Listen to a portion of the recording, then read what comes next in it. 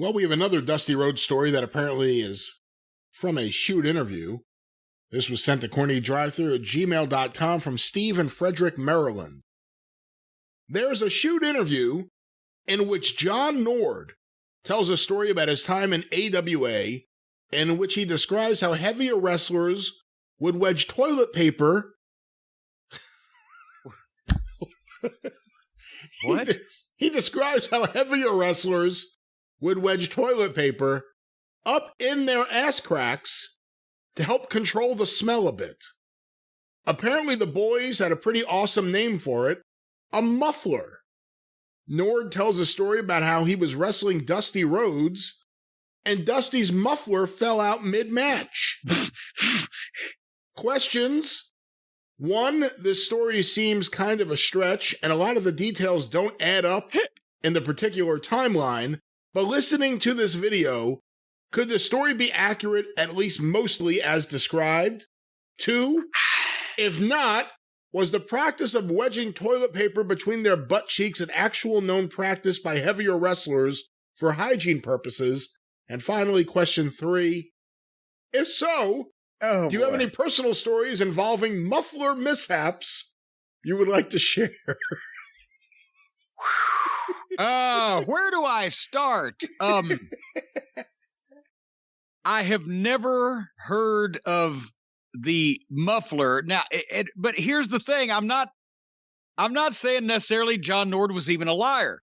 Is it very possible, indeed entirely possible, that Dusty had the shits that day and just thought, I'm just going to shove some toilet paper up the crack of my ass and put my trunks on, baby. So if I shit, it won't come out in my fucking, tights or whatever. That may be. Well, where did he work with Dusty? Well, but here's the thing. I'm about to get to it.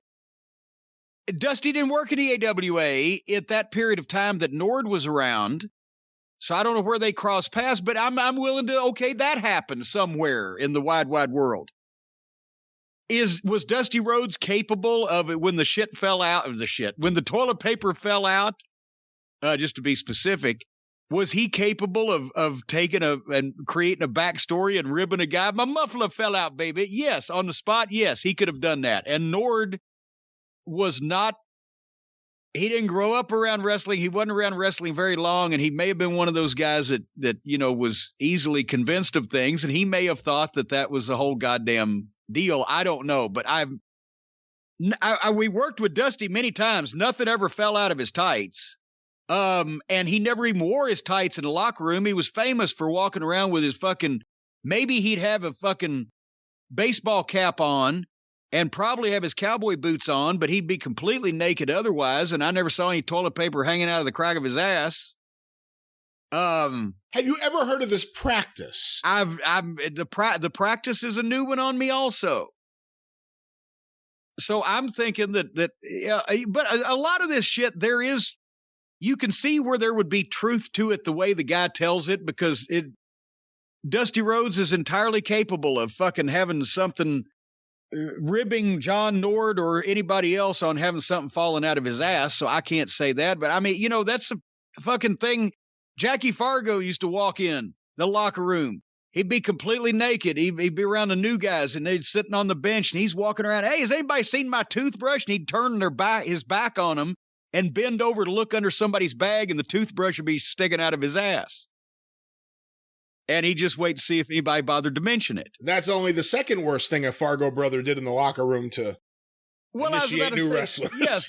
Well, are you talking about the chewing gum or the nail and the hammer? I was thinking of the nail and the hammer. Well, Don Fargo had, before it was fashionable, had his dick pierced, so to make people uneasy, they'd be walking in the locker room the first night in the territory, and there Don Fargo would have a ball-peen hammer and a 10-penny nail nailing his dick to the fucking stool. But there was another thing the Fargos used to do together. When fucking Don would come in, Jackie'd be sitting there naked, and Don would say, "Goddamn, anybody got any chewing gum?" And Jackie would pull the foreskin of his dick back and pluck some out and go, "Here, Donnie," and he'd take it and start chewing it and walk off. Well, we'll see if that makes YouTube. Our next question, Jim. Did we answer the last question? I don't know. Is there an answer? I don't know. And I've had diarrhea a couple times where I had to wrestle, and every time I took a bump, I shit all over myself, but it was just my problem. Nobody else had to worry about it.